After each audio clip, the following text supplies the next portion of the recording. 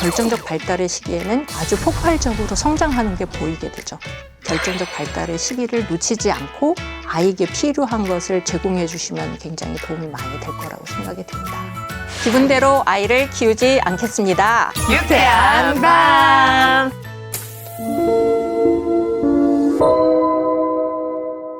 안녕하세요. 저는 세종사이버대학교 상담심리학과 교수 곽윤정입니다.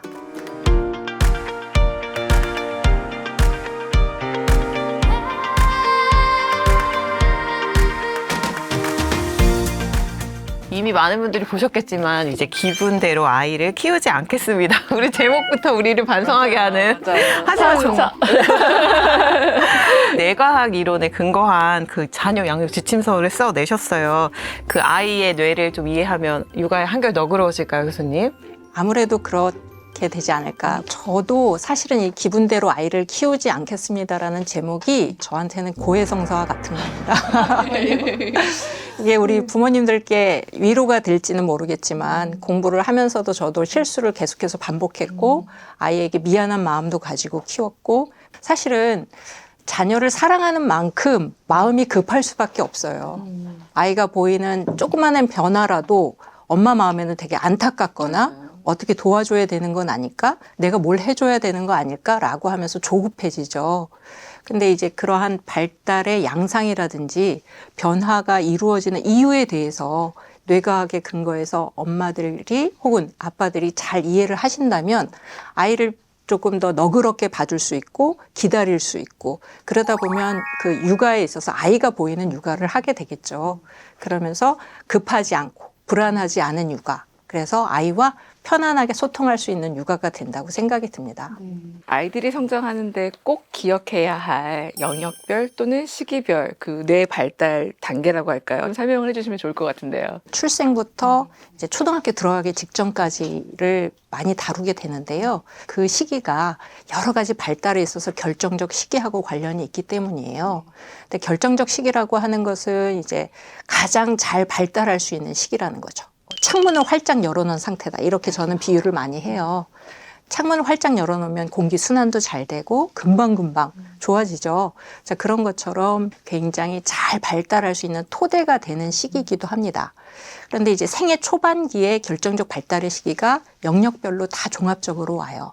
특히 태어나서 3세까지는 오감이 발달하는 시기예요.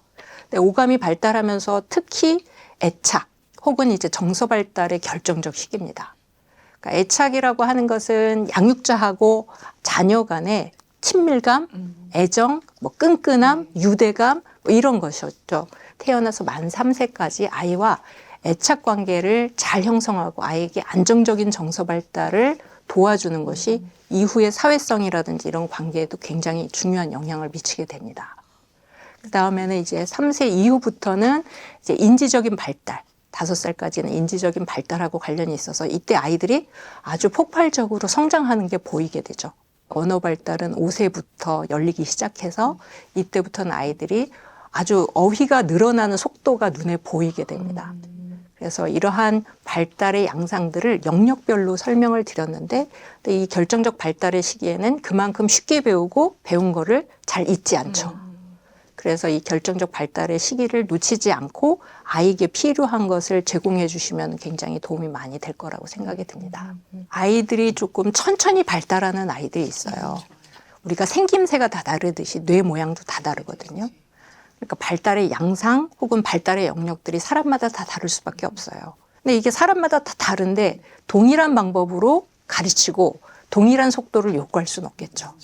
그러니까 우리 아이가 가장 잘 발달할 수 있는 영역이 뭔지 그리고 우리 아이의 속도는 어떤지 우리 아이만 쳐다보시는 게 저는 가장 좋다고 생각이 들어요.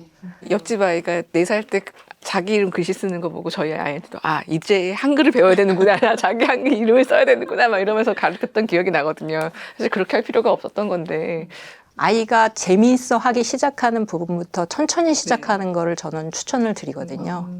사실 이게 아이들한테 지금 현재 모든 자극이 다 의미 있지는 않아요. 아이들도 지금 성장하고 있는 거고 뇌도 계속해서 성장하고 점점 발달하는데 옆집 아이가 더 어떤 자극을 잘 받아들였다고 해서 우리 아이가 똑같은 속도로 받아들이는 건 아니니까요. 그래서 우리 아이들한테 잘 맞는 게 뭔지를 먼저 살펴보시는 게 저는 좋다라는 생각이 들어요. 이제 아이들 건강하게 뇌발달 하려면 좀 어떻게 도움을 주면 좋을지 한번 또 직접 여쭤볼게요. 사람이 태어날 때는 뉴런이라고 하는 뇌세포만 갖고 태어나요. 적게는 600억 개, 많게는 1000억 개 정도 가지고 태어납니다. 쉽게 생각하면 하나의 정보체라고 생각하시면 될 것 같아요. 아이가 머리가 좋아지려면 이 뉴런과 뉴런 간의 연결망이 생겨야 되는 거예요. 그 연결망이 바로 시냅스죠. 그런데 이 시냅스라고 하는 것은 결국 잘 만들어지고 많이 만들어져야 아이가 인지적으로 잘 기능할 수 있고, 그리고 그것이 정서적이든 사회성이든 다 연결을 할 수 있거든요. 근데 그 시냅스라고 하는 것은 그러면 어떻게 만들어질까? 뭐 공부 많이 시키면 되는 거 아닌가? 학습을 하면 되는 거 아닌가라고 생각하실 수 있는데 사실 그렇지 않고요. 시냅스가 만드는 원리는 아주 간단합니다. 그 나이에 맞는 다양한 경험. 아이들은 지금 태어나서 계속해서 자기한테 맞는 자극이 필요한 거죠. 그래서 아이들 특히 오감하고 관련된 다양한 자극을 좀 경험하도록 해주시는 것이 뇌발달에 굉장히 도움이 되고요. 대부분 생각하시는 게 이제 시각적인 거나 청각적인 거에 많이 집중이 되어 있잖아요. 그러다 보면은 시각하고 청각과 관련된 뇌세포만 발달할 수밖에 없고 관련된 시냅스만 발달할 수밖에 없죠. 그런데 아이는 이미 보여지는 거, 들려지는 거 말고도 만져지는 것으로도 굉장히 많은 경험을 할 수 있고 시냅스도 만들어질 수 있어요. 그리고 촉각하고 관련된 거는 아이의 심리적인 거하고 굉장히 직접적인 연결을 주거든요. 우리가 누군가를 포옹하면 그 기분이 그대로 전달이 되고요. 그게 바로 촉각을 자극시켰을 때 그대로 그 자극이 뇌로 전달이 돼서 세로토닌이라고 하는 신경전달 물질이 형성이 되면서 마음을 안정적으로 만들어줘요. 이렇게 촉각 자극이 잘 발달돼 있는 우리 아이들한테 촉각을 무시하고 시각이나 청각과 관련된 것만 계속 자극을 해준다면 다른 자극은 무시하게 되는 거죠. 그리고 이 시기에 아이들이 발달이 중요한 이유는, 다양한 경험을 하는 게 중요한 이유는 이때 경험하지 않으면 뇌세포도 노화가 일어나요. 어린 나이라고 하더라도. 그 촉감이라든지 그 말씀하신 오감은 어떤 것들을 좀 해보면 발달이 될까요? 아이들하고 여러 가지 장소를 가보시는 것도 좋아요. 사실은 산에 가거나 바다에 갔을 때 냄새가 다 다르잖아요. 그리고 그게 뇌로 그대로 전달이 돼요. 아, 어때? 이러면 아이가 뭐 기분도 느끼고 뭐 어떤 맛도 느끼고 향도 느끼고 그러겠죠. 그러니까 다양한 장소에 가보는 것이 이러한 경험을 제공을 해주고 그것이 바로 정서 기억하고도 또 연결이 돼요. 아유, 소용없어. 어릴 때는 아무것도 기억을 못해. 그렇게 얘기들을 하시는데 실제로 나중에 보면 그런 것들이 정서하고 다 연결이 되어 있어요. 그래서 어디를 가도 좀 즐거워하고 재밌어하고 안정적인 정서를 갖는 것도 어릴 때 경험하고 다 관련이 있거든요. 왜냐하면 정서는 그대로 기억으로 남으니까요. 그 언어 역시도 결정적인 시기가 있다고 알려주셨었는데요.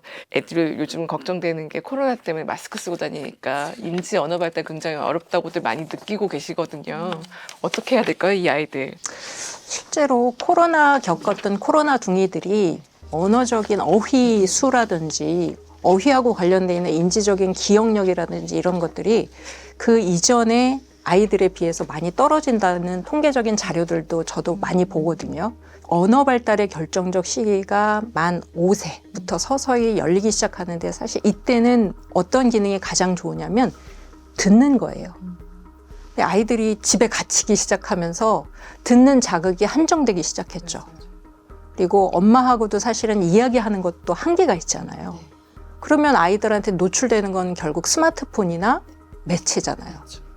근데 이 매체나 스마트폰이 주는 또 한계가 있어요. 물론 우리가 이것과 아이들하고 동떨어질 수는 없어요. 대신에 이제 시간을 정해놓고 해야 되는데 이 스마트폰이나 매체의 단점은 뭐냐면 상호작용적이지 않고 일방향적이죠.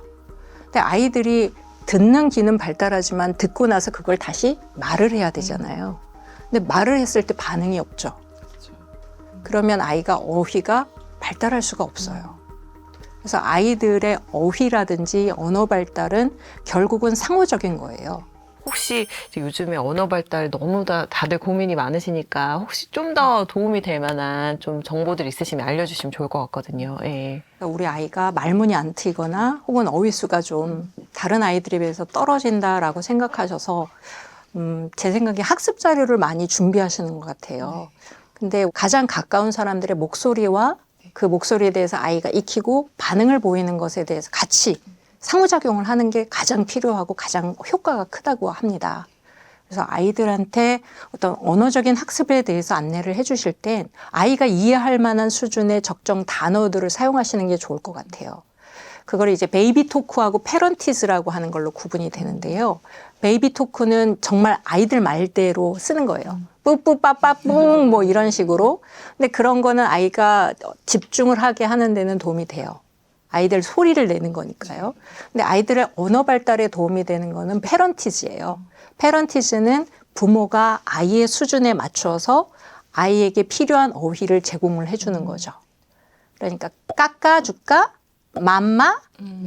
뿡뿡 탈까? 뭐 이렇게 아이의 수준에서 이해할 수 있는 의성어, 의태어 이런 거를 풍성하게 사용을 해주시고 이제 아이가 반복적으로 많이 듣고 그 관련된 어휘를 귀에 담아서 그것을 말을 입을 뻥긋뻥긋 해보면서 계속 조형해 나가는 거죠. 그걸 저희가 조성이라고 해요. 그래서 아이한테 맞는 단어들을 계속해서 아이가 듣고 말하게 할 수 있는 기회를 많이 주시는 게 좋죠. 구체적이고 그다음에 사물하고 연결돼서 직접 보여주시면서 언어를 알려주시는 게 좋아요. 뭐 이를테면 컵을 알려주실 땐 컵에 따라 마셔야지 아이의 입장에서 굉장히 어렵잖아요. 쭉, 뿌, 꿀꺽꿀꺽꿀꺽 이렇게 처음에는 해주시고 이거는 누구 컵 이렇게 말씀을 해주시는 게 좋죠. 단계적으로 이해할 수 있도록 안내해 주시는 게 저는 가장 필요한 것 같고요. 이때 제일 필요한 건 바로 부모님이 조급해 하시지 않는 거예요. 아, 왜 알려줬는데 못하지? 당연히 못해요. 아이는 아직 시냅스가 만들어지지 않았어요. 네, 그래서 조급하지 않고 그냥 반복한다. 아이가 따라할 수 있을 때까지 반복한다. 라고 생각을 해주시면 좀 마음도 편안해지시고 아이가 어느 날 갑자기 네, 말을 할 수 있거든요. 부모님께서 말씀해 주시는 게 땅에 떨어지는 건 아니더라고요. 다 아이한테 차곡차곡 쌓이게 되는 거죠. 발달에 필요한 결정적 시기 얘기를 하고 있는데 교육에도 역시나 결정적 시기가 있을 것 같아요. 언제일까요? 교육에 있어서 결정적 시기를 말씀을 드리면 저는 이제 적기 교육에 대해서 말씀을 드릴 수밖에 없는데요. 저는 실제로도 우리 아이한테 선행을 시키지 않았고 그리고 적기, 이 아이한테 필요한 적기는 무엇인가에 대해서 고민을 많이 했었어요. 근데 적기 교육이 필요한 이유는 아이가 실제로 그 교육 장면에서 필요로 하는 상징적인 뭐 어떤 자극들, 이를테면 글, 말, 수학적 기호, 외국어 이런 거를 받아들일 수 있는 수준인가가 가장 중요한 것 같아요. 아이가 아직 준비가 안 돼 있는데 수학 문제를 풀게 하고 계속해서 어려운 문제를 직면하게 하는 거는 사실은 아이가 그 공부를 싫어하게 만들거든요.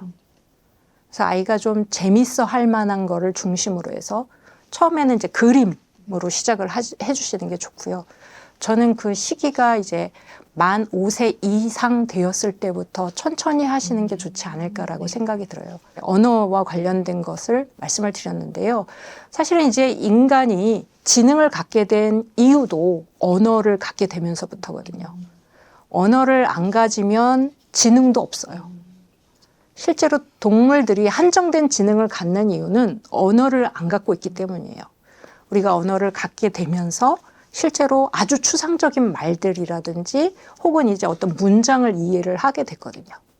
그럼 문장을 이해하면 크게 설명하지 않아도 아이가 세상을 받아들일 준비가 되는 거죠.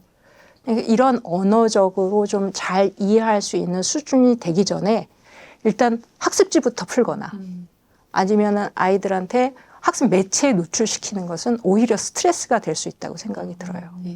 그래서 아이가 좀 충분히 언어적으로 표현할 수 있고 받아들일 수 있는 수준이 됐을 때부터 교육이라고 하는 것도 실시하는 것이 좋지 않을까라고 생각이 듭니다. 계속 쏟아붓기만 한다면 아이는 그게 이제 공부라기보다 스트레스가 되거든요.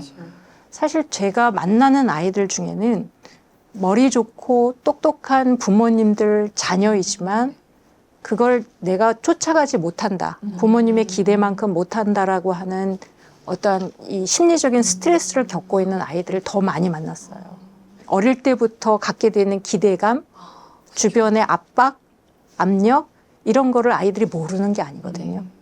그러면은 스스로도 기준이 있는 거예요. 그걸 채우지 못했을 때 훨씬 더 무력감을 많이 느끼게 되고요. 그리고 절망이나 상대적 박탈감도 훨씬 많이 느끼게 되죠. 내 마음이 우울한 상태거나 무력감의 상태가 되면 아주 간단한 문제도 해결하지 못해요. 그래서 아이가 무력감에 빠지지 않도록 하는 가장 좋은 방법은 아이가 받아들일 수 있는 수준이냐. 나와 아이는 별개다. 라고 하는 생각이 저는 가장 중요하다고 생각이 들어요. 사실 이제 쌍둥이를 키운다는 게 한 명도 이렇게 힘든데 둘을 그렇게 키우셨다니까 2배로 힘드셨을 것 같기도 하고 또 2배의 보람이 있었을 것 같기도 한데 만약에 그 시절로 돌아간다면 쌍둥이 자녀들의 결정적 시기로 돌아간다면 이것만은 꼭 한번 해봤었으면 좋았겠다 그런 어떤 개인적인 일화가 있으실까요? 미리 허락을 받고 왔어요. 감사합니다. 허락해 주셔서. 왜냐하면 이란성 쌍둥이이기 때문에 거의 형제 유전자예요. 50% 정도밖에 비슷하지가 않고 완전히 다른 애들이었죠. 이 심리학 용어로 따져서 이제 아이들의 특성을 좀 구별을 해보면 심리학 용어 중에 인지 양식으로 장독립, 장의존이라는 말이 있어요. 인지 양식이라고 하는 것은 뭐냐면 내가 세상을 받아들이는 양식이에요. 근데 한 아이는 장의존성이 강한 아이예요. 내가 맺고 있는 인간관계, 내가 있는 지금 현재 상황에 영향을 받는 거예요. 근데 이제 장독립적이라고 하는 것은 그야말로 그것과 상관없이 나는 내 길로 가겠다. 네. 뭐 요새 말로 뭐 독고다이다 뭐 이런 이야기도 하잖아요. 그러다 보니까 둘이 굉장히 달랐죠. 근데 이제 장의존적인 아이 같은 경우에는 상황이나 제 영향을 많이 받았던 것 같아요. 그래서 제가 지금도 참 안타깝게 생각하고 미안한 느낌을 가지고 있는 것 중에 하나가 제가 집에 와서 피곤하다는 말을 그렇게 많이 했었어요.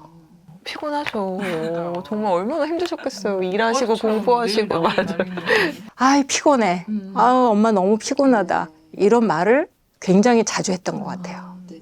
그러니까 이제 우리 장의존적인 채식이 같은 경우에는 저를 자주 안아줬어요. 그리고 엄마 피곤해 조용히 해 이런 얘기를 이제 육식이한테 하고 나를 너무 고려하고 내 감정을 살피고 이러면 아이한테도 사실은 불안감을 느끼게 하는 거거든요. 엄마가 힘들어. 엄마를 힘들게 하면 안 돼. 그러니까 이런 부담을 아이한테 줬다는 게 저는 지금 생각해 보면 너무너무 미안하고요. 그리고 이런 감정을 잡고 아이가 엄마의 감정을 살피다 보면 아이가 자기 감정에는 집중을 못 하잖아요. 근데 그게 가장 미안하죠. 그다음에 이제 장독립적인 우리 육식이 같은 경우에는 어릴 때부터 굉장히 자기 놀이를 많이 했어요. 우리 아이는 독특하다 이런 생각을 많이 했는데 뭐 장독립적인 아이들은 상황과 맞지 않는 말도 많이 해요. 뭐 옆에서 누가 에이 걔가 그렇게 화를 냈어? 에이 그럴 만두 하지. 그러면 만두? 이렇게 반응을 자기가 듣고 싶은 거나 자기가 보고 싶은 대로 반응을 보이는 경우가 많거든요. 초등학교 1학년 때 수업 시간에 혼났다고. 그래서 왜 혼났어? 그랬더니 선생님이 시키는 대로 자기는 분명히 했는데 왜 안 하냐고 자꾸 야단을 치셨다는 거예요. 선생님이 자대고 줄을 그으라고 그랬는데 자기는 분명히 했는데 선생님이 너 안 했다고 자꾸 반복을 시켰다는 거예요. 반복적으로. 그러면 엄마하고 하고 연습하고선 내일 가봐. 그러니까 지금부터 해보자라고 했어요. 어디 자대고 줄 그어봐 그랬어요. 그랬더니 자를 대고 줄을 여기서 긋고 있더라고요. 근데 그때는 사실 아이를 보면서 아이의 그런 행동을 보면서 저는 이제 여러 가지 감정이 복합적으로 느껴지는 거예요. 저처럼 제도 교육으로 그냥 계속 커왔던 사람 입장에선 공부를 못 쫓아가면 어떡하지? 이런 걱정들이 뒤섞여져 있었죠. 근데 사실 이제 조금 눈을 열어놓고 마음을 열어놓고 보면 우리 아이는 되게 장독립적이고 창의적이고 자기만의 시각이 있는 아이구나 라고 생각을 할 수도 있었는데 그때 당시에는 그런 마음보다는 걱정과 불안이 더 컸던 것 같아요. 근데 이제 아이도 그걸 느꼈겠죠. 엄마가 그런 감정을 가지고 있다는 걸. 근데 시간이 지나서 지금 성인이 되었을 때는 자기의 장 독립성을 잘 발휘해서 매우 창의적으로 지금 잘 살고 있거든요. 근데 우리 부모님들께서도 아이에 대해서 불안한 마음, 걱정 그런 거는 충분히 이해가 가지만 일단은 우리 아이가 뭘 잘하고 있는가. 그리고 어떤 것에 더 관심이 있는가를 먼저 바라봐 주시는 게 먼저 이런 실수를 많이 겪어본 사람의 입장에서 꼭 드리고 싶은 말씀입니다. 또 뭔가 불안한 마음도 있으셨겠지만 그래도 믿고 응원해 주신 덕에 또 이렇게 잘 독립적으로 가고 그러지 않았을까요? 제가 육아를 해본 경험으로 말씀을 드리면 육아는 사실은 불안한 마음을 표현하지 않는 인내심이 가장 필요한 것 같아요. 그게 이제 아이는 엄마의 감정이나 정서를 그대로 느끼거든요.